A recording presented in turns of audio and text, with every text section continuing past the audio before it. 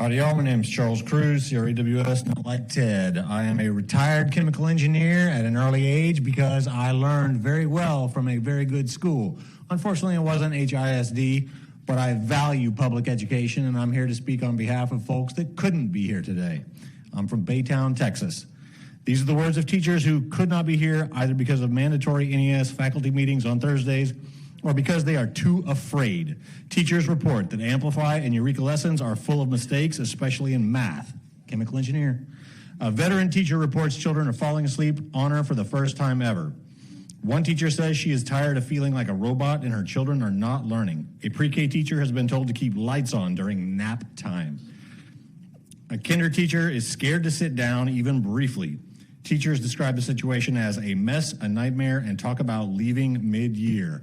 There's a reason we have democratically elected representatives. Y'all ain't it. Good evening. I'm an HISD parent and a longtime taxpayer, not in front of my democratically elected school board.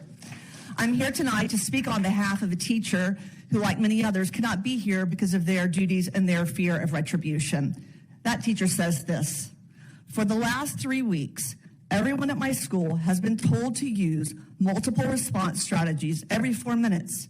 This includes all advanced placement classes. Sometimes a single AP question can take more than 10 minutes to read.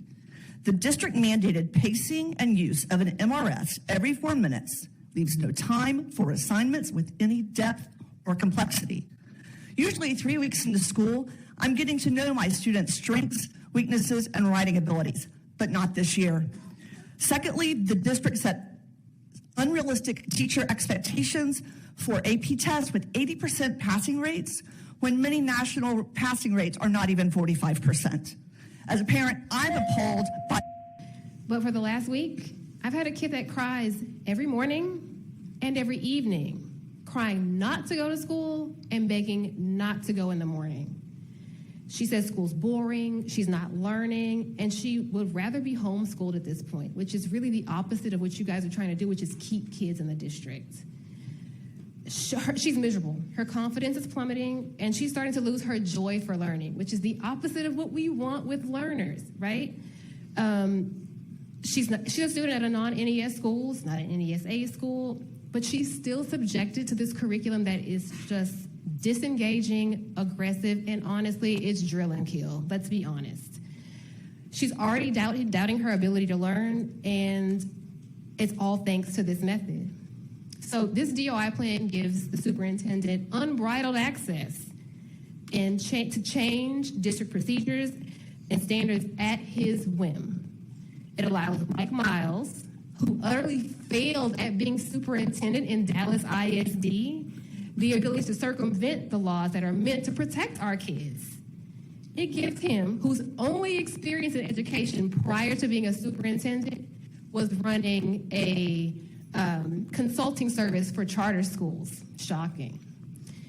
And all it does is give him the ability to continue to enforce this military-style structure. We know why, because he was in the military. Mike Miles' resume is riddled with scandal. Thank you, ma'am. What you just heard in the intro were public comments from 3 community members of Houston Independent School District, the largest school district in Texas, and at the center of a controversial state takeover by the Texas Education Agency. The bell you hear in the audio is a hard cutoff for speakers whose mics were immediately turned off. After working its way through the legal system for several years, last winter the Texas Supreme Court greenlit the replacement of district superintendent and the locally elected school board of trustees by the head of the TEA, appointed directly by the governor of Texas, Greg Abbott himself. And last month, school was back in session under the newly appointed superintendent Mike Miles, former U.S. State Department ambassador, charter school CEO, and Dallas ISD superintendent, amid dozens of pedagogical and policy changes that left teachers, parents, and students confused, frustrated, and afraid, as you just heard in the public comment from community members. The takeover of Houston ISD sits at the intersection of so many issues impacting American education today: democratic backsliding and the rise of authoritarianism, the so-called parents' rights movement, testing and accountability measures, as they relate to poverty, race, and charter schools. On Friday, September 15th, the morning after another heated board meeting in Houston, I spoke with Karina Quesada-León, a Houston ISD parent, activist, and former teacher who has been intensely involved in HISD for a decade. And she was generous to speak with me for an hour about the recent history of the majority Hispanic Latino district, the impact of the takeover on teachers, families, and students, how they're experiencing the new educational system of Superintendent Mike Miles, and what's next for the movement opposed to these reactionary changes. We're generally not a current events podcast, but because this is a fast-moving story, we wanted to release it to listeners as soon and as lightly edited as possible. You can also find an overview of the story on our YouTube channel by searching Human Restoration Project. We hope to follow up with Karina and other affected teachers, parents, and students at Houston ISD. If you'd like to reach out to me directly, you can do so by emailing nick@humanrestorationproject.org. And of course, you can always find more of our work and support us at humanrestorationproject.org.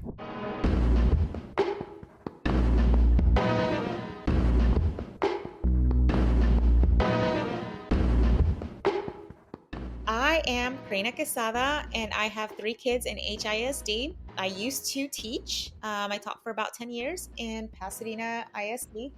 I'm now a stay-at-home mom, but a lot of times I'm not at home. I'm actually more of an advocate and an activist. I just don't do it as a paid job. Sometimes I go into schools with people, with parents, meeting with principals or having a special education meeting or things like that. I speak Spanish, so our community is always um, not provided accurate information many times or provided information. So it's a big need, I do that when I can. 2013 it started, not here in the district. It started with Mike Miles in Dallas. Mike Morath, the TEA commissioner, was a trustee in Dallas, and Mike Rawlings was the mayor of Dallas. They wanted to put in a home rule charter. They started funneling a lot of money into school board races, a bunch of billionaires. John Arnold was involved. And so what they wanted to do was become a home rule charter. They needed trustees that would vote to put themselves out of a job, right? And then to proceed with this home rule charter, which would give these businessmen access to these schools where they could now charter them all off, right? And so it was going to be a big cash flow. That did not pass. Like it was like in January 2015 that it didn't pass. But by the summer, during the ledge session, they passed HB 1842, which is what we call the takeover law. And also HB 1842 also has districts of innovation in it. It's part of that law. Okay. So that passed in 2015, and that is the law that says if a school has been failing for 5 years, once it has failed the state test for 5 years, then the commissioner can do one of two things: either close that school down or take it over. It's important to note that the cut scores are what's going to be passing is decided after the administration of the test. So they back in, and they always have at least 5% labeled failing schools. So it's a forced no, you can't ever have all the schools passing. So that was the pretense that they had used then my understanding is that this was wrapped up in courts for a while, and it was sometime over the winter that then the Texas Supreme Court basically cleared the way for what I think the rest of us in the country saw in the spring, which was the announcement of the takeover with Mike Miles put in as this new superintendent and clearing house of this board of trustees stuff. So you're active well in advance of all of this. How does that world change for you then this spring when finally, in the minds of some, this takeover is happening? What does that mean for you and your work and your activism then? So real quick pause too. I just want to Okay. go back a little bit. So another law passed in 2017. It's SB 1888. Okay. And that allows for, let's say you have a school that's on year 4 Okay. of having failed, right? You can charter that school off. And that gets you off the ticket, right? That gives you a reprieve in the accountability. So if you charter off your schools, then they won't come and take you over. So in 2018, we had 10 schools on the chopping block for they were going to be chartered off. The community spoke out. We made national headlines because people got dragged out of the meeting, got taken to prison, things like that. We did not charter off those 10 schools. We did not do so because 1842, the takeover law in 1888, were working in conjunction to privatize, right? So instead of the state coming and do it, the districts themselves were like, here are our schools, right? They were chartering them off themselves. We didn't do that. So then in 2019, the state's like, we're going to take you over. They file a lawsuit. There's an injunction. They can't get it taken over. Then a senator, Benincourt, files 1365, which is basically allows for retroactive stuff and for the school for that to bypass that injunction and circumvent the courts and allow for the takeover. And that's how we got to where we are. I would like to make a point that all of these laws were bipartisan support. it, that's important to note because people think it's a Republican and Democrat thing. And yes, it's more Republicans, but we also have some staunch Republicans in rural areas that are very pro public ed and are not with this. And when you say chartered off, is there a particular charter management company that then these get passed to, or what does that look like then for getting chartered off when your school becomes part of that? So they made the language really enticing. It's Okay. called partnerships, and you can partner up with a nonprofit. So let's say like a university wanted to take you on or something. Then the language made it sound to people not really paying attention. Like, well, it can't be that bad. It's an education system sort of thing that's taking it over. It's fine. But that's not who was going to take the schools. Who was going to take our schools is this charter organization that is shady. I don't know why this woman still has all these schools. There's a lot of fraud going on there. What's the company or who's the person? Just It's so. Lois Bullock. Okay. And oh my gosh, I still remember it was one night, 2 a.m. I'm like geeking out, looking up stuff about her because I just figured out that that's what the schools they were wanting to charter them because they were keeping it a secret who they wanted Okay. to charter off the schools to. And I find that she has a private company that's making money off of it. So the private company was holding um, the land, right? And then she had these different charter school operations, and she would charge herself rent. And she'd also pay herself for her services and pay herself as an employee at all these different schools. Sometimes she'd have two schools co-locating in the same building and would charge them both rent, and she'd charge herself like her salary as well. She's a millionaire. Okay.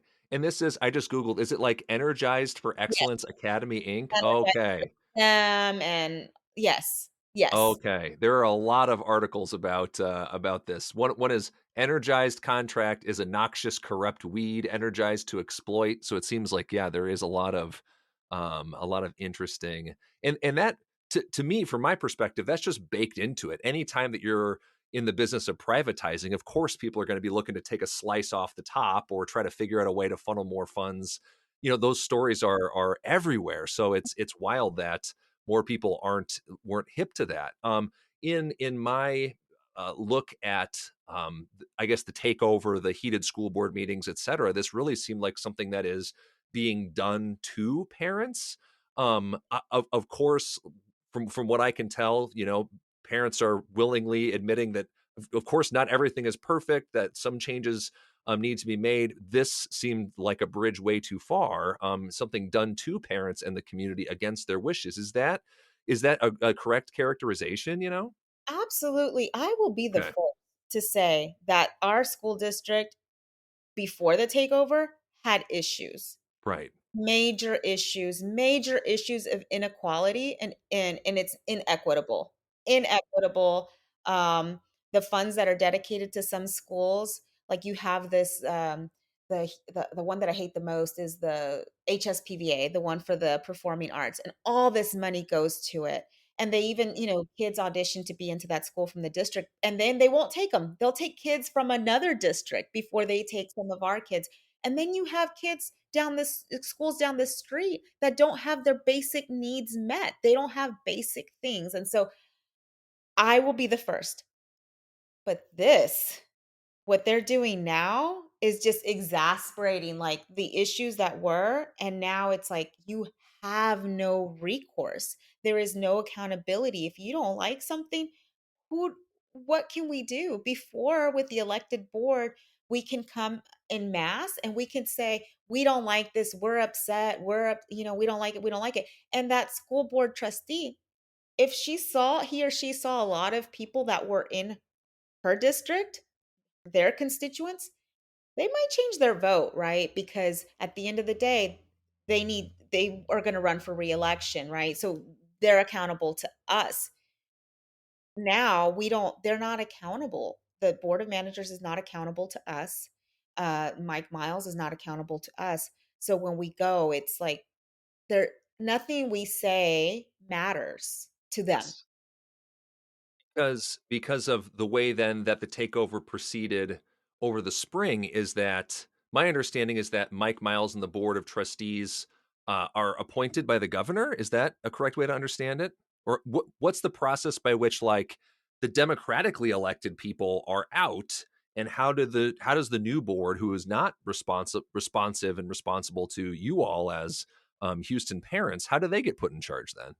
So they were hand selected by Okay. our commissioner of education, TA Commissioner Mike Morath, which, by the way, that is an appointed position. He's been appointed by the governor.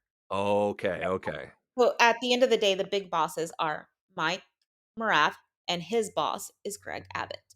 Right. Okay. So it's in a way the appointment by the appointee of the governor. So like at the end of the day, that pyramid doesn't go to you, the parents, to decide. The power goes up through the election commit or the education commissioner to the governor. So really from the ground floor in Houston, then through the state to the governor themselves directly. One of the things I think that is so bewildering to me, particularly in a state like Texas. I mean, I'm in Iowa, where we've had our own conversations around parents' rights and all these other kinds of loaded phrases. This seems like a total contradiction to this emphasis and focus on parent rights. And really makes me think of course, like, well, when we say that phrase, parent rights, who do we mean? What parents are we talking about? So, this It's wouldn't not just happen in a white district in rural Iowa. You know what I'm saying? right. That's right. What's your perspective on that? Yeah, parents' rights only apply to white people, right? Yeah, It doesn't apply to Latinos and Blacks and minorities. yeah, That doesn't apply to us, which interestingly enough, there was all this rhetoric and talk about parents' rights, and I was like, we already have that. Like, if some of you people bothered to inform yourself just a little bit, like, you would know that you have the right to visit your child's classroom. You have the right to look at the curriculum. Like, that already exists, but it was a political talking point um, that works well for people that don't really know but want to force their views and their opinions on everyone else, right? Like, if there's a book there that I don't like, I don't want my kid to read, fine, I won't let them read it. But then that doesn't mean that I should that means that I now can decide whether your kid gets to read it. Like, I that's not no, my right doesn't extend to enforce my will onto other people. yeah. Now, I mean, it seems like no parent has rights in Houston. Those have been subverted by, this hostile takeover. So how has your experience as a parent and maybe their experience as students in the district, between the end of last year, kind of the last year of perhaps normalcy ahead of the takeover, and really in the first couple of weeks of class then here in August and September? Well, we are in what's called the Heights in Houston, and Okay. the area is predominantly white, and it's affluent. So it was signaled very early on that basically these schools would not be touched. However, there are changes going on in the schools. My daughter has told me that the first day of school, she's in middle school, they weren't allowed to have getting to know you activities. They weren't allowed to get to know their teachers, and their teachers weren't allowed to get to know them. They have timers, and they have to get the pacing is really, really quick. And she is not happy about it. She does understand that this isn't coming from her teachers and it's not coming from her principal, but she's, still doesn't like it, and she's getting walkthroughs all the time. The principals are constantly in the classroom, constantly. It's just a system of surveillance. Um, she I have a niece and a nephew in a also none of my kids are in an NES school, right? Or NES aligned. My niece and nephew, we thought they were also not in an NES school, but that school is what is like an NES supported school. So it's off the record, off the books, but all the horrible stuff is going on there. Yes. Um, And just for listeners, real quick to pause, who might not be familiar again with that NES label for the schools. I know it's so hard. What does that mean, and what does that look like on the ground for those schools?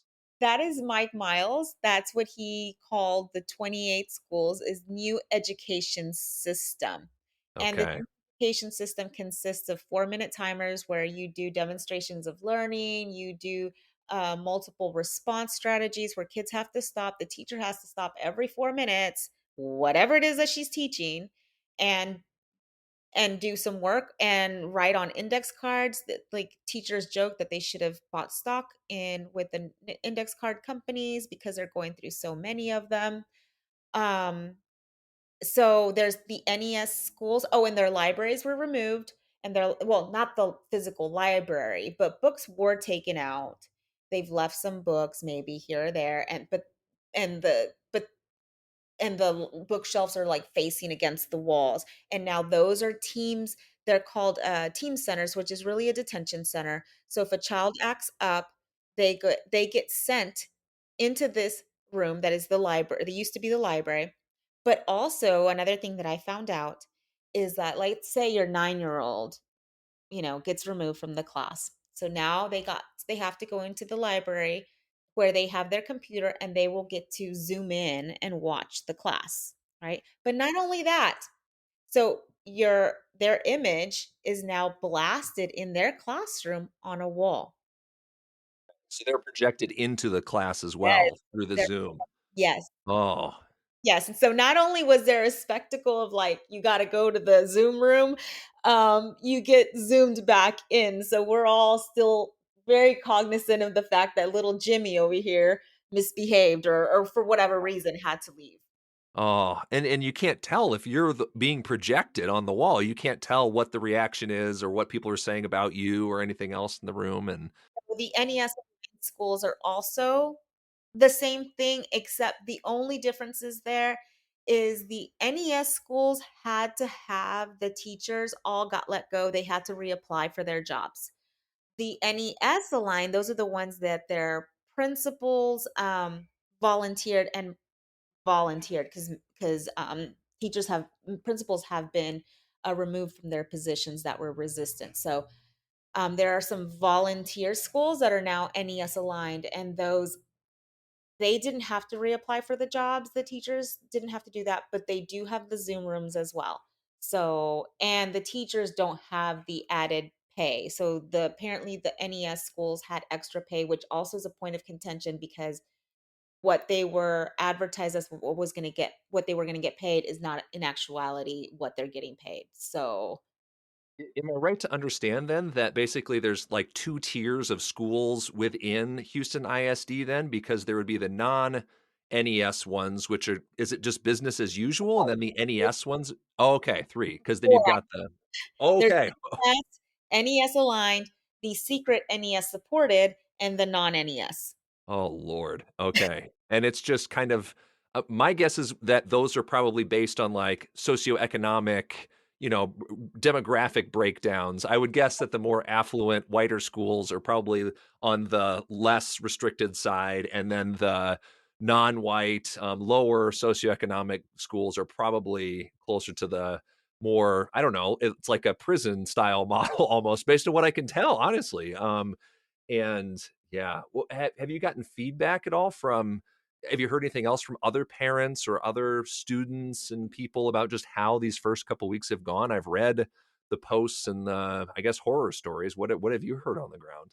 Well, this past week, just yesterday when we were at the school board meeting. Well, we I found out about the secret NES supported thing because I found out through my sister-in-law who has two children that just started. They had been homeschooled this whole time, and they were so excited. They're going into third grade, 8-year-old little twins. They were so excited to go to school. They were just so joyous and excited. And now they are sad, crying, frustrated, feeling dumb and down about themselves, upset. And she's found out that this is what they're doing, the NES, basically the NES curriculum and following all of this stuff, but they still have their libraries. And so that's how she found out. But the curriculum and the bad treatment, right? That is coming from the top, and it has to be doled down, right? Like it's just and so it's just her children are English, they're emerging bilingual, so they're stronger actually in Spanish. They're in a dual language school, they're not getting a lot of the Spanish support that they need. And so I found out about that just this week when she got called into a conference because her children were not completing the work in time. And so, they're really upset because, they try very hard to finish it, and some kids finish it and some kids don't. And, one of my nephews said, I wish I could do it, but I can't. And that makes me so sad for him. It's upsetting. And so he says that it's very distracting because a lot of people keep always coming into his classroom, and he can't concentrate. And he doesn't have enough Spanish, he says, and so it's really hard, and he doesn't like it. He doesn't like his school. And so, but other parents at this board meeting and children were talking last night, and teachers too. There was a couple teachers, and then there were parents that volunteered to speak for teachers who wanted to remain anonymous. So the teacher would write something in, and we had people volunteering to read out what the teachers who wanted to remain anonymous were saying. At the end of this meeting, had over 50 people, children included. Oh, and by the way, they were cutting the mic on the children. They were given only a minute. We were all given only a minute. Historically, the elected board never would cut the mic on kids. The kids get nervous, you start stuttering and stammering, and you can't get out what you want to say. It's hard. Public speaking is hard for adults. Imagine a child. My little girl is very shy. But she was compelled when she heard her cousins were upset after seeing how happy they were. She was so nervous. She's like, "But I want to do it." She had never gone to a board meeting. I live there, and she had never gone to a board meeting, but she was compelled, and her mic got cut. Then there were other children whose mics got cut, and then at the end of this meeting, Mike Miles said that today the board of managers, we toured, I think he said like 10 schools, and we saw what things are actually like on the ground. We saw what the reality is, not what is being said here. So called the children, the teachers, the parents, we're all living in an alternate reality and liars. So it's really, really frustrating, the gaslighting that takes place. Real quick, the other thing that happened last night was the vote on the District of Innovation. I was a district advisory committee member. So the way that used to work was, so you have your elected members, of the DAC, who are teachers, teachers and staff. They have elections, they get elected. Community members, parents, and business people, they get appointed. They're appointed by the elected board. So, people run for office, they tell you what their vision, their values are, you vote on that person. That person gets elected, right, by the majority of people who believed in their vision and their plan for schools. That person then turns around and appoints two people per their district to be on the DAC so that the community still has a voice and is present in this DAC. The DAC is only an advisory role, right? You don't have any power. They present like the professional development plan, the student handbook. We look at it, we give feedback. Feedback is usually not taken too much seriously. So again, no power, except for in 2015 with the passing of HB 1842 that has districts of innovation. In statute, it says that the only way for the board to become a district of innovation is first, the DAC, the District Advisory Committee, has to vote yes, like a majority vote yes on the DOI, the District of Innovation plan that is presented. And once the DAC, the District Advisory Committee, votes yes, then that plan can go before the board, and the board can then vote on it. And it has to have a 2/3 majority vote in order to then accept the plan and become a district advisory committee. The reason that there is a clause that says that the district advisory committee has to approve it first is because the District of Innovation gives you exemptions to 67 things from the Texas Education Code. So you get to exempt yourself from having to have certified teachers, from classroom sizes, from notifying parents that they're being taught by uncertified teacher, that the class size is huge. You don't have to do duty-free lunches for teachers, conference periods, planning periods, things like their contracts, the school year. It's 67 different things. It's a big amount of things, of having to make school improvement plans, of even having a district advisory committee. You can exempt yourself from that. Of having campus-based school decision-making bodies. You don't have to have them. You can exempt yourself from a lot of stuff. So because district innovation allows the district to exempt itself from so many state laws and that provide protections and rights to teachers, students, and parents, um, it needed some checks and balances, some guardrails for not giving too much power to a superintendent and a board when you're going to exempt yourself from state law, right? Let's have a voice for the community. Let's have them have a vote. What do they think? What do these teachers think that this very much affects them? What do the teachers think? What do the parents and community members think? And then if they give it a yes, then it goes off to the board of trustees, right? Well, this administration got ahead of it, changed the policy so that the superintendent could stack the DAC. I got a letter 2 days ago, finally got an email that my term was I was dismissed and it was effective immediately. Of the new the DAC committee used to only be about 39 people. It is now consists of 60. 18 of those people that were appointed, 18 of them had applied to be on the board of managers.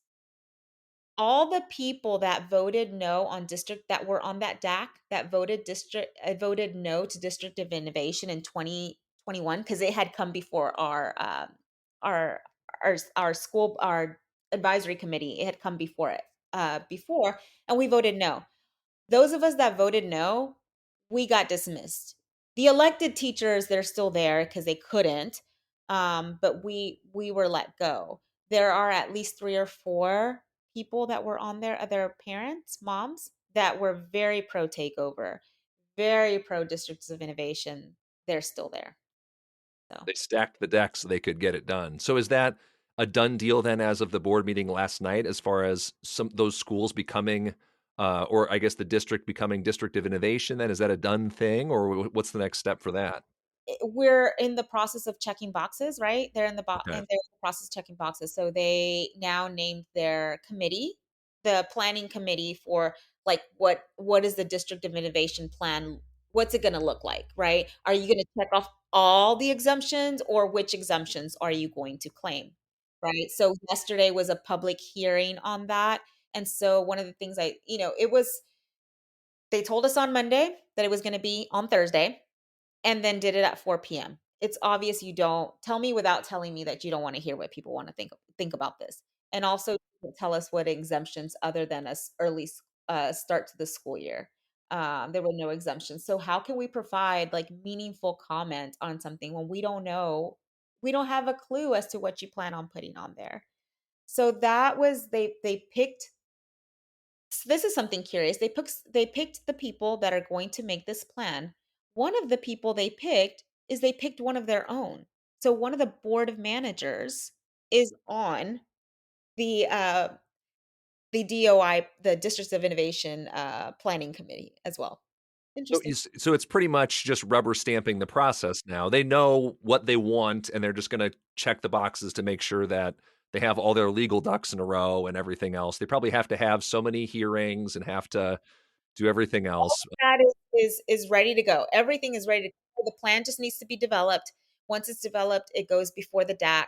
The DAC has to vote it up or down. So as long as they've stacked it with enough people, it will Yep. pass, and then it'll go before the board, and they all vote in unison. They all say yes to whatever it is. They gave him the contracts. They gave him $1 million check. So anything less than $1 million, he doesn't have to come to the board to ask. Before it was anything over 100,000, Wow. the would have to ask. Now they don't. Now he doesn't. Wow. It just seems like from start to finish, this whole process is just an end run around democracy, basically. Even the District of Innovation thing, you imagine those laws and policies were put in place by the state legislature, by appointed people at the TEA, et cetera, and now you have an unelected, appointed group at the local level who's going to um, basically throw those rules out and get to decide kind of how they want to proceed from there. Is there anything, I'm just thinking like, I know the situation's moving so fast. Is there anything that people are missing out on in the national picture? Is there something that needs to have more focus and attention paid to it? Or is it just such an ongoing, onslaught? Everyone's drinking out of a fire hose. Yeah, it's just a constant there's constantly something going on. I heard today, I don't know who they are. I heard that 6 principals were removed yesterday. Okay. Is it I don't doubt it for 1 second. Who they are, I don't know. Um, it's just a constant constant issue. Like, and it's really telling how discriminatory it is. Um, so we're having like our Black and brown communities going without libraries, being put in like basically jails. Our students are constant mass surveillance, um, and you don't see the same thing happening in the more affluent schools. There's just a lot more freedom going on. They still have their libraries. They still have their librarians. They're not getting they are apparently, I think, all getting walkthroughs, but they're not having the district walkthroughs come in every day. And so I think it's a big issue of civil rights, right, and discrimination that's going on. We this is about this is about a city that is predominantly Hispanic and Black. Um, Voting, not doing what the Texas Education Agency wants, right? We said no to chartering off 10 of our schools. And then we said no to becoming a district of innovation. And they said, that's enough of y'all. We've got it now. So we're gonna start charting off schools, closing schools, and you will become a district of innovation. We will stack the deck, and you will become a district of innovation. So, like you people don't know how to govern yourselves. We're gonna have to come in and do it for you, right? The black and the brown people can't govern themselves. They don't know. They don't know any better. Where does it go from here? What, I guess, is the next step for HISD, for parents like yourself, for people who are trying to resist? Where's the energy going? What's the next step? I think that's what we're trying to figure out, right? We're like sitting here trying to rack our brains of what to do. You know, previously, like we've had historically, like here in Houston, when it was time to desegregate the schools, Latinos, Hispanics were labeled as white, and so were utilized to mix in with the black students and then say we desegregated, and that was not the case. Like their schools were dilapidated and our schools were dilapidated, so now we were just mixed in together in dilapidated schools, and still the school district was not desegregated.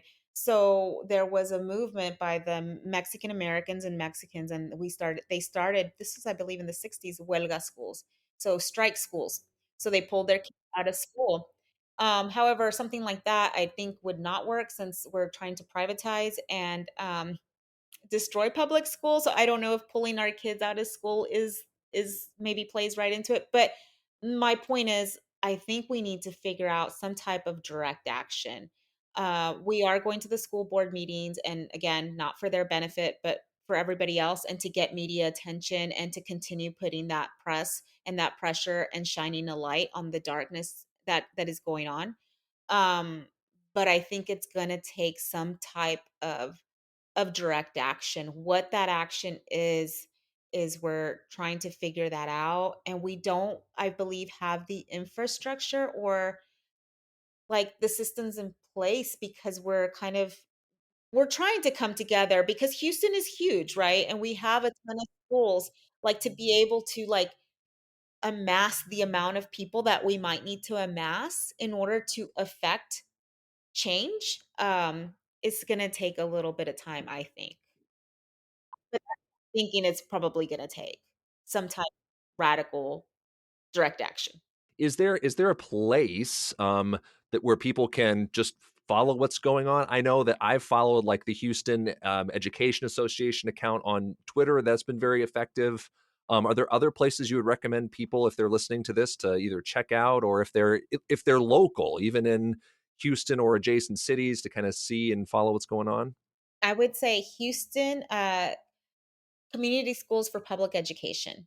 It's an organization. I belong to it. So there, it's just Community Voices for Public Education, and it's just an organization, and we have a lot of information. They post on Instagram, they have a Facebook group, they have a website, they have a Twitter. We also do stuff like information on how to opt out of STAR testing. Like my children don't ever take the STAR test. We completely opt out of it, including my 11th grade son. So we don't do it. That would be harder to do, I think, because people are scared. But that would be another means, is to just don't take the test, don't give them the faulty data. But I think that, yep, yep. But I think that's a hard ask for people, if they don't, especially if they're scared and they don't know.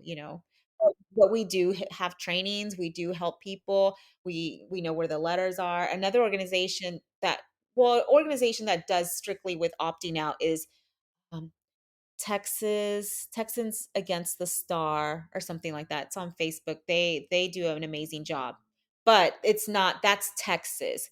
Houston locally is a Community Voices for Public Education. Provide a wealth of information, always a breakdown on what just happened and what is going on. Even maybe have linked news stories, things like that. It's a great place to go. I just wanted to thank you so much, Karina, for joining me today. You're welcome. Thank you again for listening to Human Restoration Project's podcast. I hope that this conversation leaves you inspired and ready to push the progressive envelope of education. You can learn more about progressive education, support our cause, and stay tuned to this podcast and other updates on our website at humanrestorationproject.org.